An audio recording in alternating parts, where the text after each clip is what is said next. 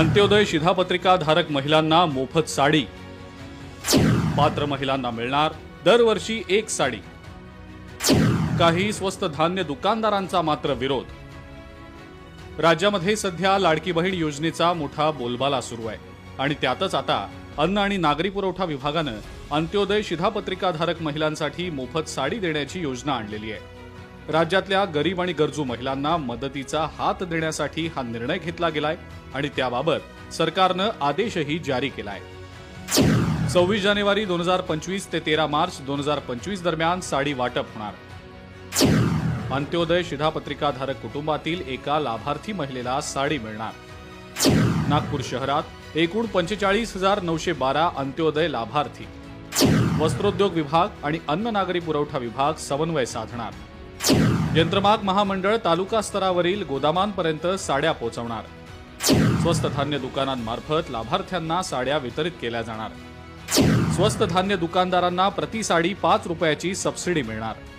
45,912 एकूण लाभार्थी अंत्योदयचे आहेत, तर त्या सर्व लाभार्थ्यांसाठी साडी ही प्राप्त होईल। अद्यापपर्यंत साडी प्राप्त झालेली नाही। एक धंतोली झोन आहे, सदर झोन आहे, मेडिकल झोन आहे, टेका झोन आहे, महाल आणि इतवारी असे 6 झोन जे आहेत त्या 6 झोनच्या परिमंडळ अधिकाऱ्यांना आम्ही पत्राद्वारे निर्देश दिलेले आहेत की त्यांनी आपल्या अंत्योदय शिधापत्रिकेनुसार साडीची मागणी कळवावी। राज्यातल्या गरीब महिलांना दरवर्षी एक साडी देण्याचा निर्णय सरकारनं घेतला असला तरी या योजनेच्या अंमलबजावणीची जबाबदारी सोपवलेल्या काही रास्त धान्य दुकानदारांनी या निर्णयाला विरोध केलाय।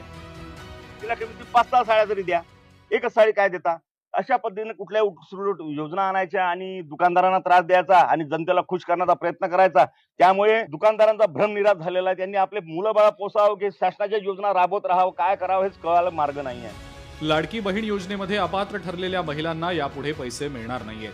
त्यासाठी लाडक्या बहिणींच्या अर्जांची पडताळणीही सुरू झालेली आहे। त्यामुळे आता अनेक लाडक्या बहिणी नाराज झाल्यात।